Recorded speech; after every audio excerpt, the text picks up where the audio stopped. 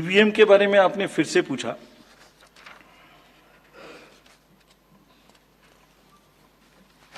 बहुत बार मैं बता चुका हूं आपको, थोड़ा समय लगेगा तो फिर से बता देता हूं।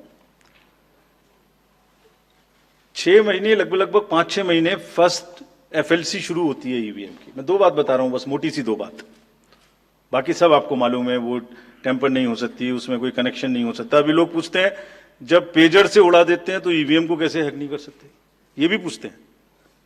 जब कोई किसी कंट्री में पेजर से उड़ा दिया तो ईवीएम हैक हो जाएगी। अरे भाई, पेजर कनेक्टेड होता है, ईवीएम कनेक्टेड नहीं होती। एनीवे, 2 बात मोटी मैं आपको बताता हूं, बहुत मोटी। 5-6 महीने पहले एफएलसी होती है, first level checking of the EVMs, और मेरे पास में एक पूरा रिकॉर्ड है। ये हम जो भी ईवीएम की शिकायतें बाय द वे आई हैं, वो हमारे पास 20 शिकायतें आई हैं। हर 20 शिकायत का हम इंडिविजुअल जवाब देंगे, फैक्ट बाय फैक्ट। तो इसमें कोई डाउट नहीं है। We will convey to each candidate to assure, this is our duty. Actually हमारी ड्यूटी है कि अगर कैंडिडेट ये पूछ रहे हैं कि आप बताइए, तो हम उन्हें बताएंगे, निश्चित रूप से बताएंगे, लिख के बताएंगे, पूरा डिटेल्ड बताएंगे और जल्दी ही बताएंगे। तो I am not going into individual cases, और उन सबको पब्लिश भी कर देंगे ताकि आप सबको भी पता लग जाए। But first level checking, randomisation, second randomisation, storage में रखना, स्टोरेज से बाहर निकालना, कमीशनिंग करना, कमीशनिंग के बाद वापिस स्टोरेज में रखना, फिर उसको पोलिंग डिस्पर्सल के दिन ले जाना, फिर उसको बूथ पे पहुंचाना, बूथ पे पूरा दिन वोटिंग कराना, फिर सील करना, फिर वापस स्टोरेज में रखना, फिर काउंटिंग के दिन निकालना, फिर पूरे दिन दिखाना। इसमें हर समय पर पॉलिटिकल पार्टी या उस कैंडिडेट या उसका एजेंट मौजूद रहते हैं। जब मशीन में कमीशनिंग होती है उस दिन उसमें बैटरी डाली जाती है। पहले आया था, पहले और बहुत सारी चीजें आई थी कि वो हैक हो सकती है, उसका वोट इधर डाला तो इधर जा सकता है, कुछ हो सकता है। ये पहली बार आया। अब हम ये भी सोच रहे हैं कि इससे अगला क्या आएगा, हम नहीं समझ पा रहे इससे अगला क्या आएगा, बट लगता है अगला भी कुछ आएगा, रुकेगा नहीं। मतलब कितनी बार। एनीवे, कमीशनिंग बहुत जरूरी है समझना। वोटिंग से करीब 5 या 6 दिन पहले कमीशनिंग होती है। 5-6 दिन पहले उस दिन मशीन में सिंबल पड़ते हैं। तो अब मशीन में अभी तक नई बैटरी उस दिन एक डाली जाती है, और सील करके उस बैटरी पे भी कैंडिडेट के एजेंट्स के दस्तखत होते हैं। छोड़िए, मशीन पे तो होंगे ही होंगे, हमें भी नहीं पता, हमने भी पता नहीं कब बनाया था ये नियम, हमारे काम आ रहा है अभी कि वो बैटरी पर भी एजेंट के दस्तखत हों। और अब कमीशनिंग के बाद, क्योंकि 5 ही दिन बचे हैं और इसमें सिंबल लोड हो चुके हैं, ये उनके सामने में स्ट्रांग रूम में जाएगी, डबल लॉक लगेगा, 3 लेयर की सिक्योरिटी रहेगी, 3 लेयर की, जिसमें सीएपीएफ भी शामिल होगी, मस्ट है। ऑब्जर्वर होंगे। उसके बाद जब वो पोलिंग के डिस्ट्रीब्यूशन के दिन निकलेंगी, उस दिन फिर यही प्रोसेस होगा, सारा प्रोसेस वीडियोग्राफ होगा। यानी वीडियोग्राफ होने के बाद फिर वो फील्ड में पहुंचेंगी, सेक्टर मजिस्ट्रेट साथ में रहेंगे, फिर कैंडिडेट के एजेंट साथ में रहेंगे, फिर वहां पहुंचेगी, फिर कहेंगे भाई देख लो इसको, सब ठीक है, जो आपको नंबर दिया, हाँ, और उसके नंबर भी सबसे शेयर किए जाएंगे। इस नंबर की मशीन इस बूथ पे जाएगी।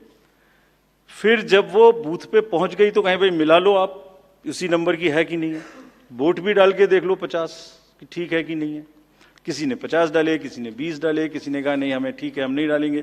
किसी स्टेज में किसी बूथ पर 20 कैंडिडेट हैं, किसी पर 5 कैंडिडेट हैं, किसी पर 5 ने कम वोट डाले, किसी ने ज्यादा डाले, बैटरी उसी हिसाब से यूज। फिर पूरे दिन वोटिंग हुई, तब एक वोट का हिसाब रखा, फिर बंद हुआ। बंद होने के समय में एंड ऑफ क्लोज ऑफ पोल में फिर से दस्तखत कराए, फिर से हिसाब लगाया कितने वोट पड़े, फिर से फॉर्म 17C दिया। उसको कितना दिखाएंगे, कौन दिखाता है इतना, बताइए। कोई एक प्रोसेस कंपैरेटिव बताइए पूरी कंट्री में जहां पब्लिक डिस्क्लोजर, पार्टिसिपेशन इतना अधिक हो, कोई ये बताइए प्रोसेस। उसके बाद में बंद करने के बाद में उसको स्ट्रांग रूम में बंद किया, फिर काउंटिंग के समय निकाला तो एक बैरिकेटिंग लगाई, उस बैरिकेटिंग के बीच में से जाएंगे, इधर उधर से नहीं जाएंगे ताकि कोई मिक्सअप ना हो। अच्छा, मिक्सअप कैसे होगा, वो नंबर हमने आपको दिया हुआ है, जब काउंटिंग में पहुंचे तो फिर कहें भाई चेक कर लो, फिर 17C से चेक कर लो, round wise round this is happening. And there is a provision for objecting to any of the issue relating to this at any stage, which has not happened. So हम individual जिसने वो बिल्कुल safe है, बिल्कुल robust है. अच्छा, और मैं बताता हूं आपको, आप पिछले 15-20 इलेक्शंस देख लीजिए. It is giving results after results differently. जहां मतलब ऐसा नहीं हो सकता कि जब पसंद का रिजल्ट ना आए तभी गलत है, ऐसा नहीं हो सकता. एनीवे, हम सबका इंडिविजुअल जवाब देंगे और आपको भी बताएंगे, उसको वेबसाइट पे डलवाएंगे, जवाब दे देंगे आपको. एक FAQ भी बनाएंगे उसका, बताता हूं मैं आपको. बट इसमें थोड़ा सा, चलिए आप अपना प्रश्न पूछ लीजिए, अभी ये बता देता हूं जी, बता दे. ये भी इसी के साथ बता दे. Will take some questions from the, नहीं, ये प्रभु जी का इसके साथ ही बता देता हूं. जैसे मैंने पहले बताया, ये एक सिंगल यूज बैटरी है. जब ये पड़ेगी तो 5-6-7 दिन के लिए इस्तेमाल होगी. इसकी जैसे आपके कैलकुलेटर में बैटरी है.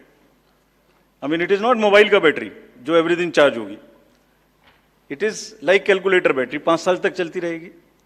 जब शुरू हुई तो मान लिया वो 100% थी.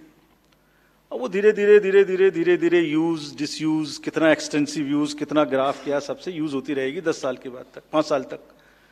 5 साल में जब बंद होगी तो पता लगा उससे पहले 3-4% थी, आपको पता नहीं लगेगा, सडनली बंद हो जाएगी. बट हमने प्रोविजन बनाया हुआ है कि जब इनिशियल ये शुरू होगी तो इसकी 2 चीज हुई. एक परसेंटेज ऑफ चार्ज, एक output. Output is in terms of voltage. It's a very low required voltage which the machines require.